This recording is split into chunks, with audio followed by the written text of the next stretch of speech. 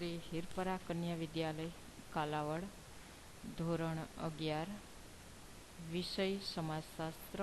વિદ્યાર્થી બહેનો, લેક્ચરમાં હાર્દિક સ્વાગત છે.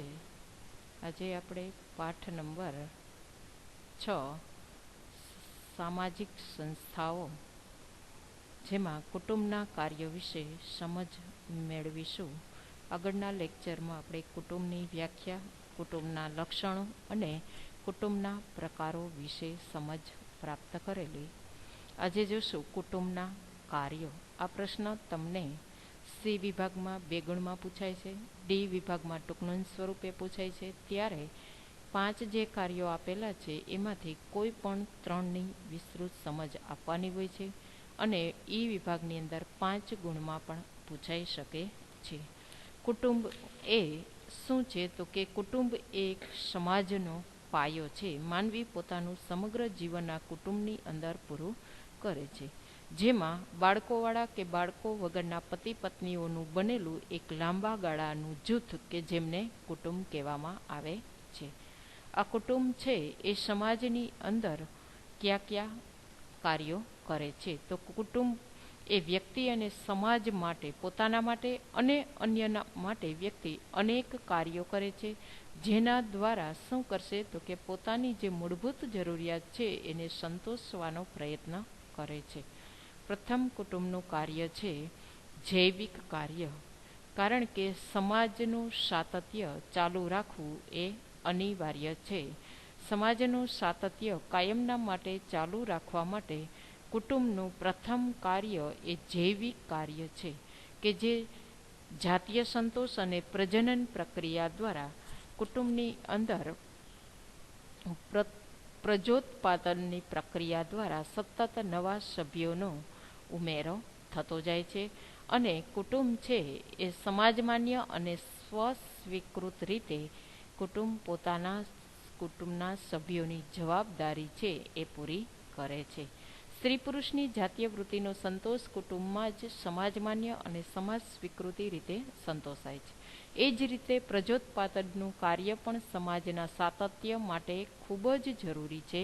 માટે કુટુંબ વ્યવસ્થા આ કાર્યને નિયંત્રિત કરી અને સ્થિરતા પૂરી પાડે છે. શેના દ્વારા? તો કે પ્રજનન પ્રક્રિયા દ્વારા, કે જેના દ્વારા પતિ પત્ની પોતે નવા કુટુંબની અંદર સભ્યોનો ઉમેરો કરતા જાય છે અને એના દ્વારા સમાજનું સાતત્ય કાયમના માટે ચાલુ રહે છે. કુટુંબનું બીજું કાર્ય છે મનોવૈજ્ઞાનિક કાર્ય.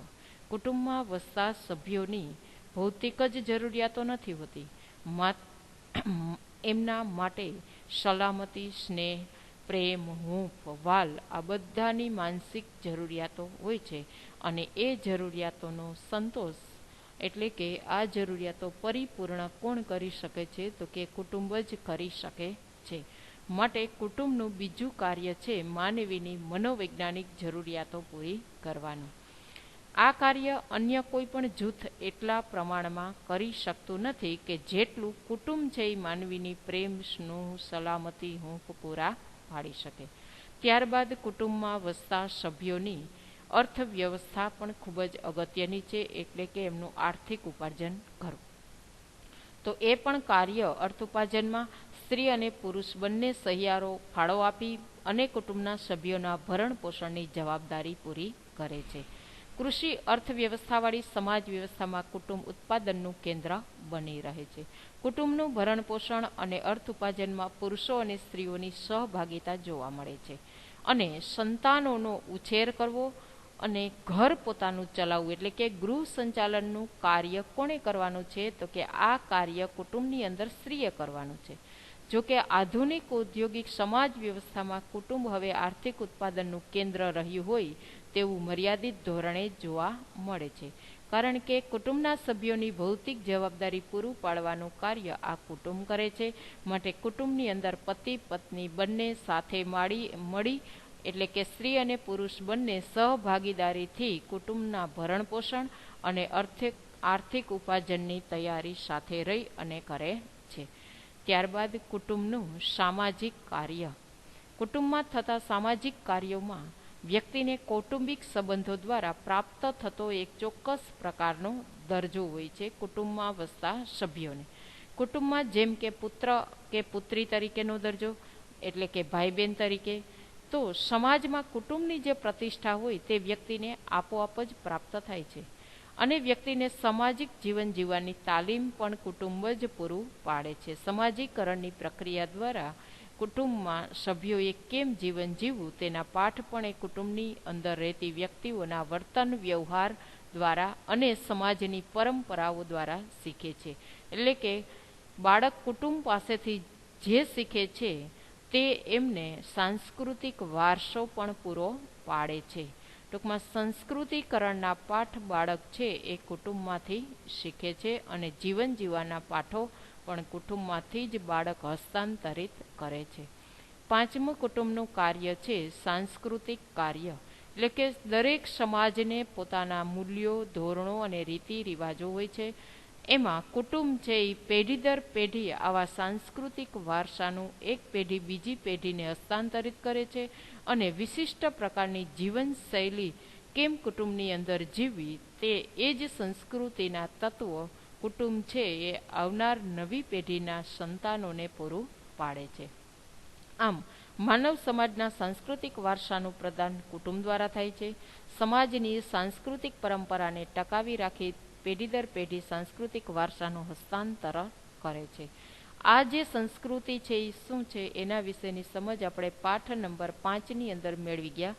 સમાજ અને સંસ્કૃતિની અંદર સંસ્કૃતિ એટલે એક પેઢીમાંથી બીજી પેઢીને મળતો વારસો, જે બે પ્રકારની હોય છે, ભૌતિક સંસ્કૃતિ અને અભૌતિક સંસ્કૃતિ. જે વિચારો, મૂલ્યો, ધોરણો છે એ અભૌતિક સંસ્કૃતિ છે. મકાનો, હથિયારો, ઓજારો છે એ ભૌતિક સંસ્કૃતિ છે. આ બંને પ્રકારની સંસ્કૃતિ છે એ પેઢી દર પેઢી કુટુંબ દ્વારા વારસાની અંદર જે તે વ્યક્તિને આપવામાં આવે છે. આમ કુટુંબ છે એ મહત્વના આ 5 કાર્યો છે એ કરે છે. પહેલું, પ્રજનન પ્રક્રિયા દ્વારા પ્રજોત ઉત્પાદન દ્વારા કાયમના માટે કુટુંબનું સાતત્ય ચાલુ રાખવાનું કાર્ય સૌ પ્રથમ કુટુંબ જૈવિક કાર્ય કરે છે.